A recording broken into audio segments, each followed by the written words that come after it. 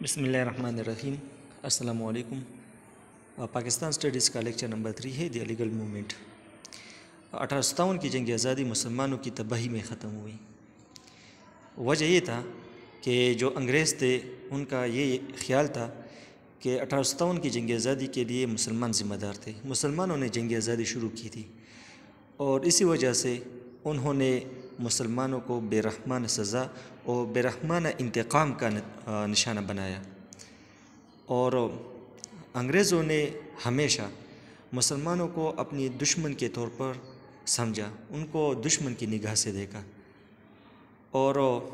ان کی وجہ یہ تھی کہ ان کا خیال تھا کہ انہوں نے مسلمانوں کو اقتدار سے نکالا ہے، طاقت یعنی حکومت سے نکالا ہے۔ ہمارے دشمن مسلمان ہیں کیونکہ ہم نے مسلمانوں سے حکومت چھین لی ہے، اور یہی مسلمان ہے جو ہمارے لیے مشکلات پیدا کر رہے ہیں، جبکہ دوسری طرف ہندو ہمارے لیے مشکلات پیدا نہیں کر رہے۔ اور جب جنگ آزادی شروع ہوئی تو جنگ آزادی 1857 کی جنگ آزادی سے یہ احساس مزید شدت اختیار کیا گیا، اور یہی وجہ تھی کہ ہر کوشش کی گئی مسلمانوں کو دبانے کے لیے اور مسلمانوں کو برباد کرنے کے لیے۔ تو یہاں سے مسلمانوں کی جو حکومت تھی مغل حکومت، اس کا خاتمہ ہوا، اور بری صغیر برطانوی تاج کے تحت براہ راست چلا گیا۔ سر سید احمد خان نے جدید تعلیم کو ترقی کا راستہ بنایا۔ مسلمانوں کی حکومت کے بعد نئے حکمران یعنی انگریز، انہوں نے نئی تعلیمی پالیسی لاگو کی with drastic changes، بڑی بڑی تبدیلیاں اس میں ہوئی۔ اس پالیسی نے اسکولوں میں عربی، فارسی اور مذہبی تعلیم پر پابندی لگائی، اور اسی پالیسی کے تحت انگریزی زبان کو ذریعہ تعلیم قرار دیا گیا، اور اسی طرح 1835 میں اس کو سرکاری زبان کا درجہ دیا گیا۔ مسلمان چونکہ انگریزوں کے مخالف تھے، اسی وجہ سے وہ انگریزی سے نفرت کرتے تھے، تو اس میں جو علماء کرام تھے اس وقت ان کا بڑا رول ہے، کیونکہ انہوں نے مسلمانوں کے اذہان میں، ان کے ذہنوں میں یہ بات بٹھائی تھی کہ انگریزی یہ غلامی کی زبان ہے، اسی وجہ سے مسلمان انگریزی تعلیم سے نفرت کر رہے تھے۔ تو ایک غلط رویہ مسلمانوں کے اندر پیدا کیا گیا، ہر جدید چیز کے خلاف، ہر مغربی چیز کے خلاف، اور نئی حکومت کے تحت جو بھی مواقع کھلتے تھے تو مسلمان اس کے خلاف ہو جاتے تھے، اور اس کو استعمال نہیں کرتے تھے، بلکہ اس کے استعمال سے بے رغبتی یعنی ڈس انکلینیشن وہ شو کر رہے تھے۔ اگر یہ رجحان زیادہ دیر تک جاری رہتا تو یہ مسلمان کمیونٹی کے لیے خطرناک تباہ کن ثابت ہو جاتا۔ تو یہ مایوسی کے دن تھے جب سر سید احمد خان مسلمانوں کو بچانے کے لیے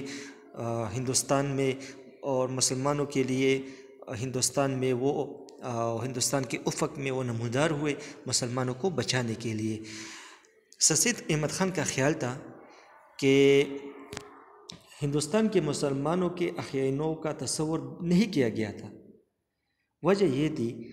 کہ مسلمان انسان اپنے وجود کے انتہائی اہم مرحلے میں داخل ہوا ہے، اور مسلمانوں کا اس کا احساس نہیں، کیونکہ یہ جو ایرا ہے، یہ جو دور ہے، یہ سائنس اور ٹیکنالوجی کا دور ہے، یہ سائنس اور سیکھنے کا دور ہے، کیونکہ یہی سائنس اور ٹیکنالوجی یہ انگریزوں کی خوشحالی اور ترقی کا ذریعہ ہے۔ اگر مسلمان ترقی چاہتے ہیں تو وہ سائنس اور مغربی تعلیم حاصل کریں گے، تب وہ ترقی حاصل کریں گے۔ یہی وجہ ہے کہ اس کی جو احیاء نو کے لیے، ہندوستان کے مسلمانوں کے جو احیاء نو کے لیے انہوں نے علی گڑھ تحریک شروع کی تھی، اس میں جدید تعلیم ایک محور رکھتی ہے، اور یہی جدید تعلیم نے مسلمانوں کی زندگیوں میں انقلاب لایا، ایک مکمل تبدیلی لائی۔ سر سید احمد خان نے کوشش کی کہ مسلمان کے ذہنوں کو تبدیل کرے، قرون وسطیٰ کا جو نقطہ نظر تھا اس کو چینج کرے، اور اب مسلمانوں کو چاہیے کہ وہ موجودہ حالات کو دیکھ کر جدید تعلیم حاصل کرے۔ اسی وجہ سے انہوں نے کوشش کی کہ مسلمانوں کے نقطہ نظر کو تبدیل کی اور اس کو جدید بنایا۔ علی گڑھ تحریک میں شبلی اور حالی یہ اس کے ساتھی تھے سر سید احمد خان کے۔ اچھا، سر سید احمد خان کے کیا مقاصد تھے؟ سر سید احمد خان کے پہلے اور اہم مقاصد یہ تھے کہ مسلمانوں کو جدید بنایا جائے، ماڈرنائز بنایا جائے، تاکہ وہ مغربی ثقافتی اقدار کی پیروی کرے، تاکہ دونوں کمیونٹیز یعنی مسلمان اور انگریزوں کے درمیان اچھے تعلقات پیدا ہو، فرینڈلی ایٹماسفیئر اس کے لیے کریٹ ہو۔ انہوں نے مسلمان کمیونٹی کو موٹیویٹ کیا کہ وہ مغربی فلسفہ کو پڑھے اور انگریزی ادب کو سیکھے، تاکہ وہ حکمرانوں کے ساتھ اچھی طرح پر امن طریقے سے رہ سکے۔ اس مقصد کے لیے اپنی خواہشات کو مکمل کرنے کے لیے انہوں نے علی گڑھ تحریک کا آغاز کیا۔ اور سر سید احمد خان کے 2 اہم مقاصد تھے۔ ایک یہ ہے کہ مسلمانوں اور برطانوی حکومت کے درمیان جو تناؤ کی کیفیت ہے اس کا خاتمہ ہو، تاکہ دونوں اقوام وہ ایک دوسرے کے ساتھ اچھی طرح زندگی گزار سکے اور ان میں امن ہو۔ دوسرا یہ کہ مسلمانوں کو راغب کرے کہ وہ نئی حکومت کے تحت ملازمتیں حاصل کرے اور دیگر سہولیات حاصل کرے، تاکہ وہ ان کو فائدہ ملے، مسلمانوں کو فائدہ ملے۔ تو ان کا خیال تھا کہ اسی طریقے سے مسلمان خوشحال ہو سکتے ہیں۔ اگر ہم سر سید احمد خان کے نظریات کا خلاصہ نکالیں تو نمبر 1 یہ ہے کہ مسلمانوں اور برطانوی حکومت کے درمیان افہام و تفہیم کی فضا قائم ہو۔ دوسرا یہ کہ مسلمانوں کو موٹیویٹ کرے کہ وہ مغربی تعلیم حاصل کرے۔ تھرڈ یہ کہ مسلمانوں کو آمادہ کرے کہ وہ اشتعال انگیز سیاست سے دوری اختیار کرے، کیونکہ 1857 کی جنگ میں انہوں نے مسلمانوں کو انتقام کا نشانہ بنایا۔ اگر پھر بھی مسلمان انگریزوں کے خلاف اشتعال انگیز سیاست کریں گے تو انگریز پھر مسلمانوں کو انتقام کا نشانہ بنائیں گے۔ تو یہ 3 ان کے اہم نظریات تھے۔ خوش قسمتی یہ تھی کہ سر سید احمد خان نے مخلص دوستوں کو اکٹھا کیا جو سر سید احمد خان کے خیالات سے اتفاق کرتے تھے، اور انہوں نے سر سید احمد خان کی مدد کی۔ ان میں جو مشہور شخصیات ہیں، نواب محسن الملک، نواب وقار الملک، حالی شبلی، نذیر احمد، چراغ علی، محمد حیات اور ذکاء اللہ، ان تمام شخصیات نے سر سید احمد خان کے مقررہ کردہ ہدف کی وکالت کی، ان کے مقصد کی وکالت کی، اور بعض انگریز پروفیسر لائک بیچ، موریسن، ریلی اور نارڈ، انہوں نے بھی علی گڑھ کالج کو تعمیر میں اہم کردار ادا کیا اور ان کو ایک کامیاب ادارہ بنایا۔ سر سید احمد خان نے اپنی جو تعلیمی تحریک کی اس کا آغاز کیا۔ انہوں نے 1859 میں مراد آباد میں گلشن اسکول قائم کیا۔ اسی طرح 1863 میں غازی پور کے مقام پر وکٹوریہ اسکول کا قیام کیا۔ اسی طرح 1864 میں علی گڑھ میں انہوں نے سائنٹیفک سوسائٹی کی بنیاد رکھی، جس کا کام یہ تھا کہ وہ انگریزی تحریروں کو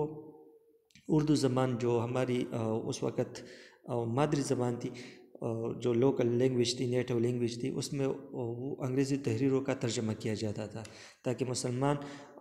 مسلمانان ہند ہے وہ اس سے استفادہ حاصل کر سکے۔ 1866 میں انہوں نے علی گڑھ انسٹیٹیوٹ گیزٹ کا اجرا کیا، جس کا کام یہ تھا جو کہ یہ گیزٹ جدید اور مغربی قدیم تاریخ کے حوالے سے معلومات فراہم کرتا تھا، ایگریکلچر پر، زراعت پر، نیچرل سائنس، فزیکل سائنس اور ایڈوانس میتھمیٹکس کے حوالے سے معلومات فراہم کرتا تھا۔ اسی طرح انہوں نے 1870 میں ایک کمیٹی بنائی جو کہ مسلمانوں کی تعلیمی ترقی کے لیے کوشاں تھی۔ اسی طرح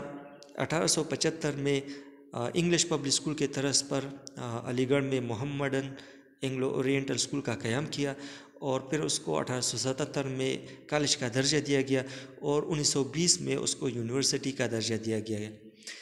اس طرح محمڈن ایجوکیشنل کانفرنس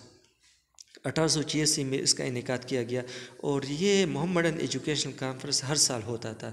جس میں مسلمان کے جو مسائل ہے، تعلیمی مسائل، اس کا جائزہ لیا جاتا تھا اور مسلمانوں کو راغب کیا جاتا تھا تاکہ وہ جدید تعلیم حاصل کرے اور سیاست سے دور رہے۔ پھر یہ جو محمڈن ایجوکیشنل کانفرنس ہے، یہ مسلمانوں کا سیاسی ترجمان بن گیا، اور پھر یہ آل انڈیا مسلم لیگ کا پیش خیمہ بن گیا، کیونکہ اسی پلیٹ فارم سے مسلم لیگ کی بنیاد رکھی گئی تھی۔ اس کے مسلمانوں کی تعلیمی ترقی کے لیے جو ان کا نمایاں کردار تھا سر سید احمد خان، اس کے ساتھ ساتھ سر سید احمد خان کی تحریروں نے بھی اہم کردار ادا کیا ان کے نظریات کو مقبول کرنے کے لیے، جس نظریات کے لیے انہوں نے علی گڑھ کی تحریک کی بنیاد رکھی تھی۔ تو ان کے جو تحریریں ہیں، اس میں رسالہ اسباب بغاوت ہند انہوں نے 1858 میں لکھا، تاکہ انگریزوں کو سمجھا سکے کہ مسلمانوں نے کیوں جنگ شروع کی۔ اس میں آپ کا بھی ایک کردار ہے، اس کے ساتھ ساتھ ان کے دیگر تحریر جیسا کہ loyal Mohammedan of India, Hindustan کے وفادار مسلمان، اس کتاب میں انہوں نے یہ ثابت کرنا چاہا کہ مسلمان انگریزوں کے وفادار ہے، لہٰذا آپ مسلمانوں کے ساتھ اچھا سلوک رکھیں۔ تبیین الکلام، خطبات احمدیہ، یہ کتابیں انہوں نے لکھی تاکہ اسلامی تعلیمات کے حوالے سے جو غلط فہمیاں تھی اس کو نکال سکے، اور اسی طرح انہوں نے کوشش کی ان تحریروں کی مدد سے کہ مسلمانوں اور انگریزوں کے درمیان اچھے تعلقات پیدا ہو، اور اسی طرح انہوں نے ان تحریروں کی مدد سے کوشش کی کہ اسلام اور عیسائیت کے حوالے سے جو غلط فہمیاں ہے اس کا خاتمہ ہو۔ یہی وہ پلیٹ فارم تھا جہاں سے سر سید احمد خان نے مسلمانوں کو کانگریس میں شمولیت سے منع کیا، کیونکہ کانگریس یہ ہندو ڈومینیٹڈ پولیٹیکل پارٹی تھی، یہ ہندو کی سیاسی جماعت تھی، اس پر ہندوؤں کا راج تھا، غلبہ تھا۔